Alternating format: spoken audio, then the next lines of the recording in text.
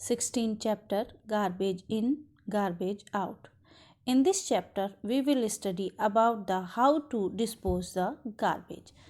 Student, जब आपकी pencil small हो जाती है तो आप क्या करते हैं उसे थ्रो इट अवे ना. ऐसे ही बेटा जब आपके जो पेन होते हैं पेन की इंक फिनिश हो जाती है तो you change its refill and those old refill you throw. तो आप उन्हें क्या कर देते हैं थ्रो कर देते हैं. तो बेटा those material which are of no further use and therefore thrown away is called waste. तो बेटा ऐसे मटेरियल जिनका हमारे लिए और ज़्यादा ज़रूरत नहीं रहती और जिसके कारण हम उनको क्या कर देते हैं फेंक देते हैं, तो ये हमारे मटेरियल क्या कहलाते हैं गार्बेज कहलाते हैं. देखिए बेटा आप अपने घर में बहुत सारे ऐसे मटेरियल्स देखते हैं जिनकी अब आपको ज़रूरत नहीं होती तो आप उन्हें अलग गार्बेज में थ्रो कर देते. तो every day we throw away many plastic bags, tin cans, packaging material, और ये सारे के सारे क्या हैं इन मटेरियल को हम एज अ गार्बेज क्या कर देते हैं थ्रो कर देते हैं. तो बेटा डिफरेंट काइंड ऑफ वेस्ट हमारा होता है.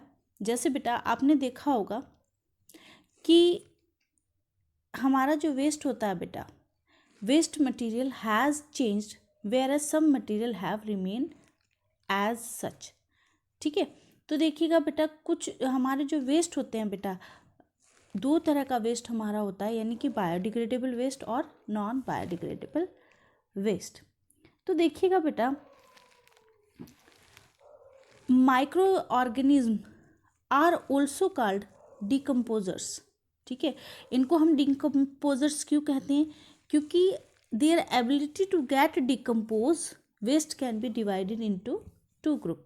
तो देखिए जो हमारे माइक्रोब्स होते हैं, ठीक है, जो हमारे माइक्रो ऑर्गेनिज्म होते हैं present in the air acted on complex substance and decompose them into simpler substance. तो देखिए बेटा जो हम एवरीडे डिफरेंट काइंड के गार्बेज को थ्रो करते हैं तो जो एयर में हमारे माइक्रो ऑर्गेनिज्म होते हैं बेटा वो क्या करते हैं उन सब्सटेंस पर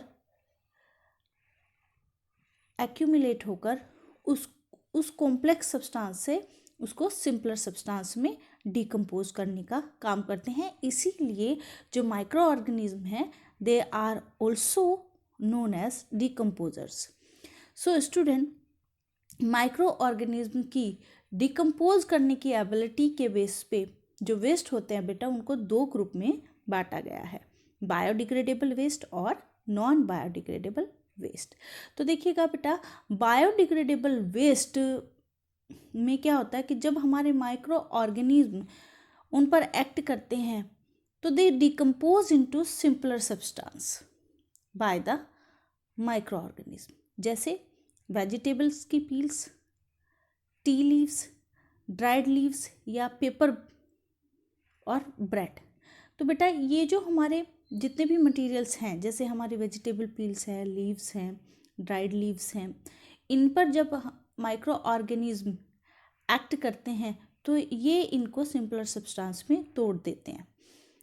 तो ऐसे वेस्ट जो माइक्रो ऑर्गेनिज्म से क्या है सिंपलर सब्सटेंस में ब्रेक डाउन किए जा सकते हैं वो हमारे बायोडिग्रेडेबल वेस्ट कहलाते हैं.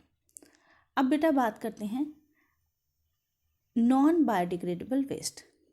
बेटा non biodegradable waste does not decompose and remain such as for a long time.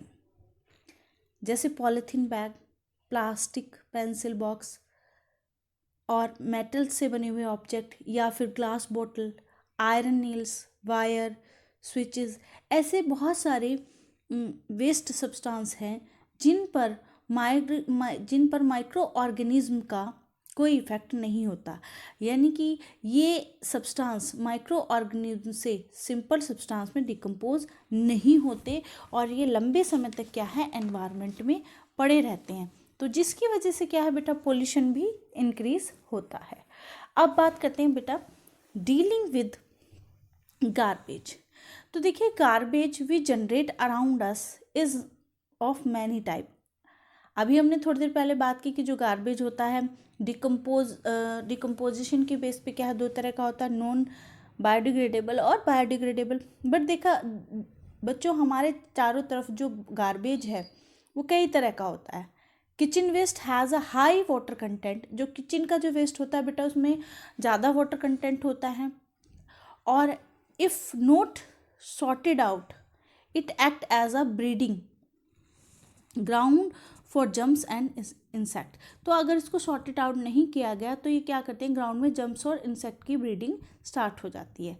आपने देखा होगा waste management at home as well. देखिए जो वेस्ट मैनेजमेंट है होम में, we sell off old newspaper, books, cardboard, metals object और electronic items.